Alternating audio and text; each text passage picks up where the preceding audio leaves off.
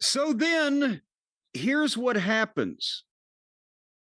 His right ankle is obviously fucked, and he's talking to the referee, and they're trying to communicate something, and Swerve pulls him out and does like a snapmare.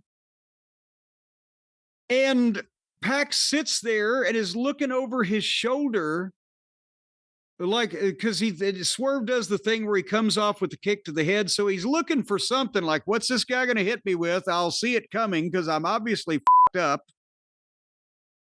And Swerve gives him an elbow in the back of the head. And I thought, well, that'll be it. Now he'll pin him. Swerve gets up and starts strutting around.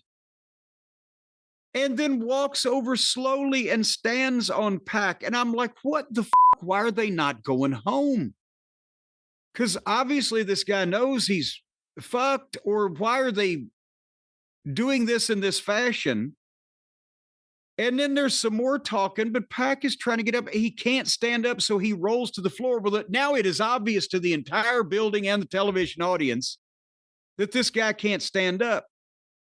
And he rolls out to the floor, and the doctor comes up and is checking, and the referee's not counting. What the hell is the matter? You're telling people, oh my God, I'm unplanned hurt in the middle of this fake presentation, and we don't know whether we're about to resume our goddamn normal programming. But also, for the sake of this guy's going to get further injured, he leaves the doctor and rolls back in the ring and hops on one foot twice into a super kick, which one would think maybe somebody has buzzed the referee. Tell Swerve just beat him. So he walks into that, hops into the super kick, and he goes down, and Swerve goes the top rope. I'm thinking, my God, you just super kicked him, cover him. He goes to the top rope, and Pac has to turn around and sit up and stare at this fucking guy. He's already got who knows what wrong with his ankle. And now he's got to sit there and stare at this guy. Well, this guy takes forever to stand on the top rope and do the double stomp off. Boom, then 1, 2, 3. And it will break this down in a second, what they could have done, but the end result that they got was this gutsy heel shoved the doctor away and returned to fight on one leg so that the babyface could take advantage of it and beat a cripple. But, okay, all the kids these days, they've heard that back in those days, we didn't stop matches. And get the finish in, kid. That's the most important thing. Get the finish in, kid. But because, unfortunately, none of the current crop of talent maybe has heard in detail directly from some of those veterans said, we didn't stop the match. You got to get the finish in, kid. That it doesn't mean you have to get the planned finish in. It means you need to get a finish in. The finish them. Who's supposed to win? Who's supposed to lose? Give me a 1, 2, 3. That you can get in. But you don't. When he came down and he fucking knew his ankle was fucked, you can buy a little time by him selling in the corner and the referee coming in and him telling the referee and the referee conveying to Swerve, I'm fucked, back up. And the referee can kill a second, but backing him up, and Swerve could get him chanting Swerve's house. And then the referee has a good 15 seconds to go over there and say, can you go on with this or are you fucked? And considering the fact that he never did stand up after that, I would think that Pac would probably already know that he was somewhat injured.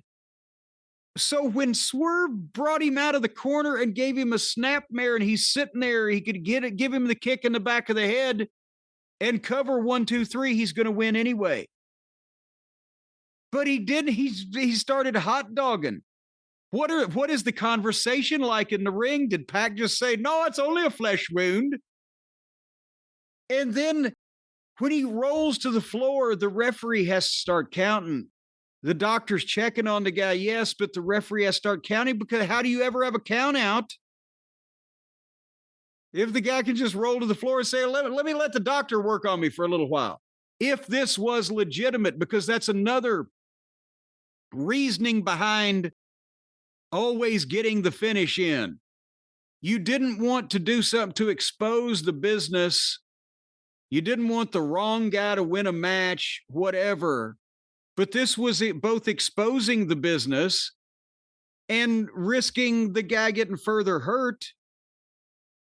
When the doctor, do they want to institute a rule where if a wrestler signals something that he gets 15 seconds to confer with the ringside physician before the count starts and close the loophole? A guy can't break up a cover or submission hold by signaling that because the opponent cannot be in contact with his body at the time he calls for it. Has to be during a break after a bad fall or whatever. You could put something like that in and give him a chance. But otherwise, referee count, it's a shoot. And it seems like that it wouldn't have been that difficult for Pac to tell Swerve, I'm fucked, beat me now.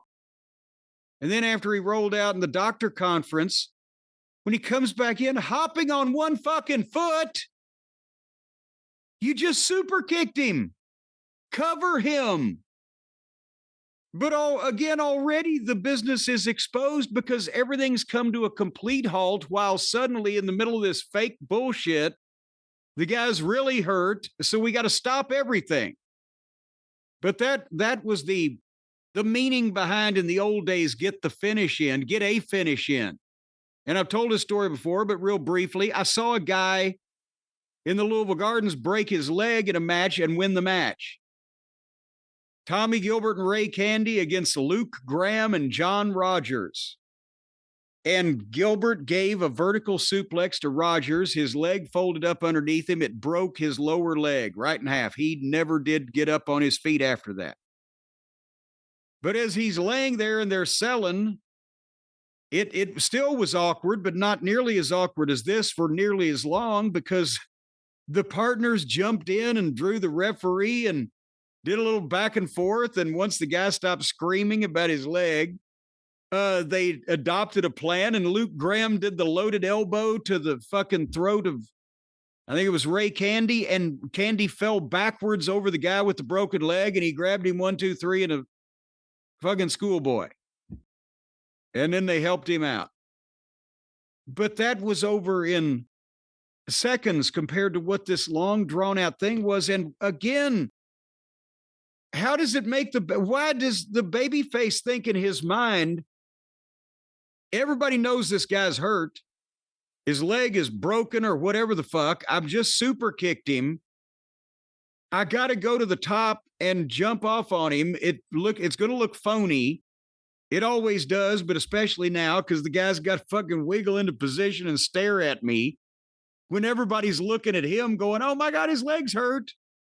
And then I'm going to fucking, why not just take him back behind the barn and shoot him, old Yeller? This was the worst 35 minutes of wrestling television in history, Brian. In history? In history! That's a long period of time there. You know, there was a lot. Again, I was intrigued by the fact that nothing was ending, and then eventually it ended. You know, everyone's chasing everyone. Does Swerve see himself as a babyface even though he is? Because like you said, you would understand the philosophy of the babyface needing to hit his downed opponent after he's hurt to win. Like, just the whole thing didn't make any sense. But I guess he wanted to get his stuff in. He was going to get his stuff in, and he did. Whose house? The doctors. He's added an extra wing for AEW injuries. But, the doctors may be the only ones that are really coming out ahead on this thing, Brian, because even though these AEW guys are getting paid a lot of money, the toll on their bodies, the wear and tear, the surgeries, the injuries, the crises, don't you think that maybe these poor, beleaguered pro wrestlers ought to have something to fall back on whenever they're laid up in a hospital bed, some way to generate some income, some way to build a future for themselves in the business world? You think? Oh, sure. I mean, for instance, right now, maybe Pac's setting up Pac's Collectibles. I don't know if people want any of Pac's collectibles because all he really has is black boots, black tights, and stringy, greasy hair. But he could think of something, and that's the point. They need something to fall back on because they're falling down with so much more frequency. Because let's say, Brian, for example, that while Pac is laid up in a hospital bed, he's got an idea. He wants to sell football uniforms to the team over there in West Faversham. He needs a platform. He needs somebody to help him out to put these dreams into action and turn them into reality, and more importantly, make the big bucks. And that's where our friends at Shopify come in. Not only are they powering our t-shirt enterprise here on the program, along with Arcadian Vanguard and the Drive-Thru and the Experience, we're all over the Shop app. You can be too. Just not with our stuff. We'll hunt you down and gut you like a fish, but you can sell your own shit. Let's say he wants to do PAX Drive-Thru.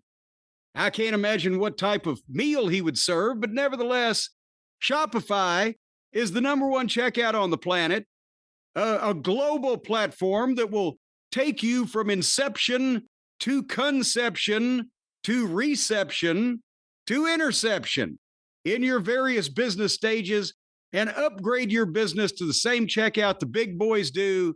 Find your customers wherever they may be hiding around the world. And I'm telling you what, you might have penguins on an island in the Antarctic sending you whale blubber that have got to be converted into good old American currency. Shopify can help that out too. Well, no. And as a matter of fact, they only charge. Let's not say things. No, they only charge £5 on the blubber conversion. There is no blubber conversion. This is something for some other app. But Shopify, the shop store, that's where you want to be, and Shopify is the partner you want to make sure you can sell your goods all across the Shopify world.